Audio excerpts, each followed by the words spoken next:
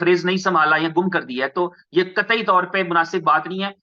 इस दफा जो है उमर भाई ने अपनी सपोर्ट टीम को सख्ती से कह रखा है, there will be no request entertain. किसी रिक्वेस्ट को एंटरटेन नहीं करना जो कहे कि मैंने अपनी प्राइवेट की गलत कर दी है या मैंने गुमा दी है, लॉस्ट कर दी है, तो फिर ये उसका नसीब है।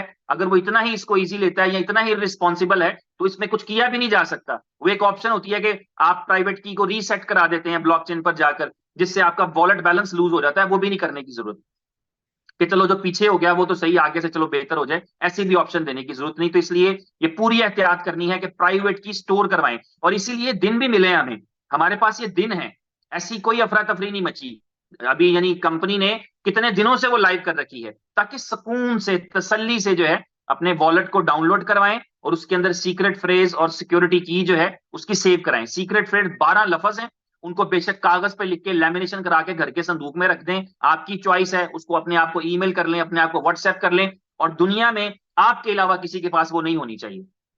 तो अपनी प्राइवेट की स्टोर करें, अपना सीक्रेट फ्रेज स्टोर करें, उसके बाद आप लॉगिन कर लेते हैं, उसमें इंपोर्ट करते हैं तो लॉगिन आपका ऑटोमेटिक है, इसमें यूजर नेम पासवर्ड नहीं होता।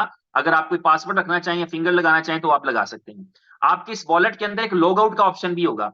ये लॉग आउट असल में एप्लीकेशन का लॉग आउट नहीं, ये वॉलेट का लॉग आउट है। तो आप आपका जो वॉलेट है वो आपको बाहर निकाल देता है। जब आप लॉग आउट पे क्लिक करते हैं तो आप बिल्कुल पहली स्क्रीन पे आ जाते हैं। अब उसने उस आपके वॉलेट भूल गया कि आपकी की क्या थी, तो अब आपने दोबारा से अपनी की जो संभाल के रखी है उससे इंपोर्ट करें, दोबारा आ जाए घबराए बगैर। लॉग आउट का मतलब होगा वो आपको बाहर निकाल देगा। अब आपने ये एप्लीकेशन का लॉग आउट नहीं है, कोई नॉर्मल नहीं है, फेसबुक का लॉग आउट नहीं है कि अच्छा यूजर नेम पासवर्ड डाल के लॉगिन कर लिया, प्राइवेट की से पहले ही आपने लॉगिन किया था। अब फिर प्राइवेट की इंपोर्ट करें, नया नहीं क्रिएट करना, वही प्राइवेट की जो संभाल के रखी थी लॉगिन करें। और जिसने नहीं किया वो एक एक बार प्रैक्टिस कर ली, अभी चंद घंटे बाकी है, अभी थोड़ा टाइम बाकी है, तो आप उसकी प्रैक्टिस कर लें। अच्छा मैं लॉग आउट हुआ, अब मैंने लॉग इन कैसे करना है। तो इस तरह आपकी एप्लीकेशन बन जाएगी। एप्लीकेशन के अंदर आपके पास एक तरफ वो सारे फीचर्स मौजूद हैं जो आप देख रहे हैं, जहाँ आपके आपका पासवर्ड ये वो सारी चीजें, उसमें गैलरी का ऑप्शन मौजूद है, गैलरी में आपके वीडियोस पड़े हैं, आपकी कंपनी से रिलेटेड वीडियोस, लॉन्चिंग इवेंट, ये वो तस्वीरें, सब चीजें आपको वहां पे मिल जाएंगी। उसके अलावा जो है आपके लिए बहुत सारे फीचर्स आपको वहीं पे मिलेंगे। स्ट्रीमिंग का ऑप्शन आपको वहीं पे मिलेगा, नीचे एक टैब दिख रहा है जहां पे आप लाइव स्ट्रीम कर सकेंगे, वो भी फीचर मौजूद है। और स्टेक का एक बटन आपको दिख रहा है। यहां से अगली कहानी शुरू होती है जहां से थोड़ी सी लोगों को कंफ्यूजन है। अब आप वॉलेट क्रिएट कर चुके हैं, लेकिन अभी तक आपने बताया नहीं कि यार आपका स्पॉन्सर कौन था। नॉर्मली क्या होता है कि हम जब कोई एप्लीकेशन क्रिएट करते हैं तो पहले ही बता देते हैं मेरा स्पॉन्सर कौन है। अभी हमने बताना है कि स्पॉन्सर कौन है, तो उसके लिए मैं अपनी स्क्रीन आपके साथ शेयर करूंगा, और उस वहां पर मैं आपको दिखा पाऊंगा कि आपके पास जैसे ही आप स्टेक के बटन पे क्लिक करते हैं, स्टेकिंग का बटन क्लिक करते ही आपके पास ये एक स्क्रीन आएगी जो कि अभी आप देख रहे हैं। जब ये स्क्रीन आपके पास आएगी तो ये स्क्रीन आपसे पूछ रही है कि आपको अपने वॉलेट को कनेक्ट करना है।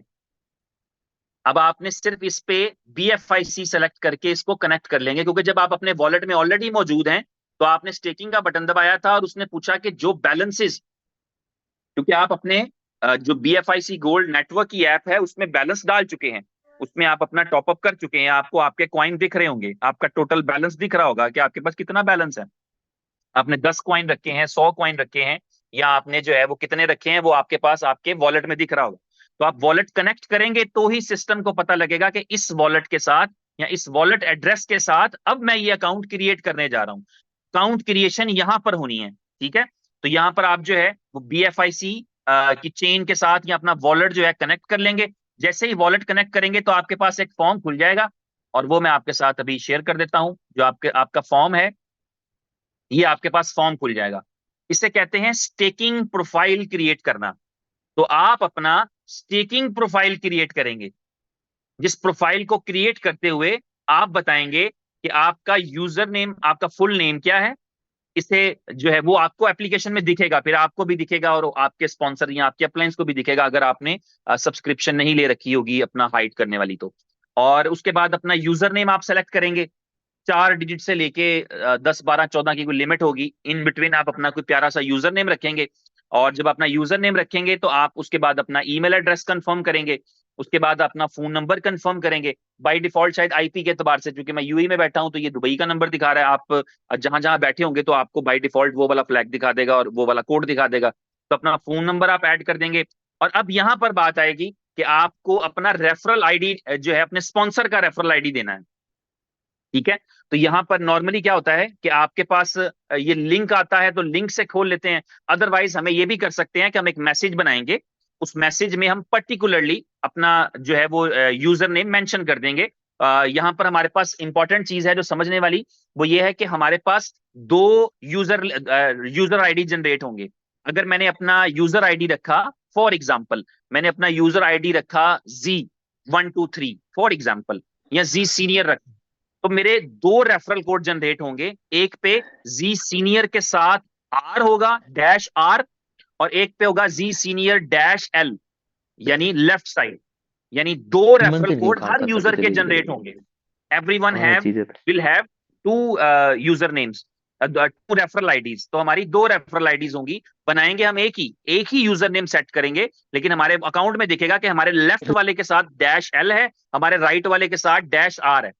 तो जब हम रेफरल आईडी यहाँ पे मेंशन करेंगे तो हम यहाँ पे लिखेंगे कि मेरा रेफरल आईडी, फॉर एग्जांपल मैंने लिखा था जी सीनियर डैश आर। अगर आपके पास ये आया है तो आपको डैश आर वाला लिख देंगे, आपके पास डैश एल वाला आया है तो आप डैश एल वाला लिख देंगे। तो इस तरह से रेफरल आईडी सिर्फ बताना है। जो प्लेसमेंट आईडी है ये कंपलसरी नहीं। आप देख रहे हैं इसके नीचे एक ऑप्शन आ रही है प्लेसमेंट आईडी, और फिर उस आईडी की पोजीशन। तो ये एक्चुअली अथॉरिटी है आपके पास कि आप जहां चाहे बंदा प्लेस कर सकते हैं, लेकिन ये पहले शुरू के दिनों में प्रैक्टिकल नहीं हो पाएगा आपके लिए, क्योंकि आप अगर किसी को अपना प्लेसमेंट आईडी भेजते हैं, उस आईडी पे पहले ही लग चुका हो, तो फिर आपके लिए ये फिजिबल नहीं रहेगा। तो शुरू में जब आप रेफर करेंगे तो आपको पता है कि अगर आपके पास 10 लोग हैं, आपने 10 लोगों को रेफरल कोड भेजना है, तो 5 को आप अपना लेफ्ट साइड वाला भेज देंगे, 5 को अपना राइट साइड वाला भेज देंगे। बाकी या किस्मत या नसीब। ठीक है, कि कौन कितना अच्छा परफॉर्म करता है, कौन सी टीम आपकी जो है वो सत्या में आ जाती है, पावर में आ जाती है, और कौन सी टीम जो है आपकी कंपैरेटिवली कम बिजनेस पे होती है। और ये बदलता रहता है, ऐसा नहीं होता once a power is always a power, ऐसा नहीं होता।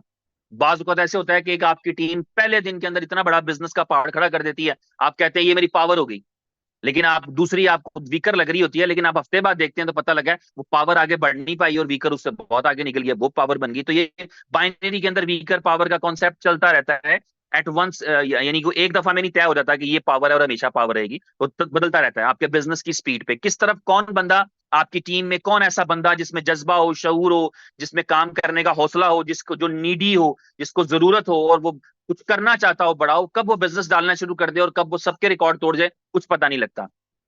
और बाइनरी है तो आपके 10,000 लेवल के नीचे पे भी कोई साइन अप आएगा तो डेफिनेटली आपको उसके पॉइंट मिलेंगे और आपको उससे आपकी अर्निंग हो सकती है। तो यहाँ पर रेफरल आईडी कंपलसरी है, वो आप बताएंगे। वो लेफ्ट का अलग है, राइट का अलग है। जब आप किसी को भेज रहे होंगे तो आपको पता होगा आपने उसको किस लाइन में लगाना है। जब आप प्लेसमेंट आईडी नहीं बताते तो वो अल्टीमेटली एक्सट्रीम लेफ्ट या एक्सट्रीम राइट लगेगा। अगर आपने उसको डैश आर वाला भेजा है तो एक्सट्रीम राइट पे जाके लग जाएगा, अगर आपने उसको डैश लेफ्ट एल वाला भेजा है तो एक्सट्रीम लेफ्ट पे लग जाएगा। तो शुरू में आपको ये वाला रेफरल आईडी, जो दो रेफरल आईडी होंगे वो आप शेयर करेंगे अपनी टीम में, जिसको लेफ्ट का भेजना है जिसको राइट का भेजना है वो आपकी चॉइस है। और उसके बाद जो आपकी प्लेसमेंट आईडी है, अब अपनी प्लेसमेंट आईडी जो है वो अगर आप चाहते हैं कि आपकी टीम में खास जगह पे लगाना है, ये उस दिनों में मुमकिन होता है जिन दिनों के अंदर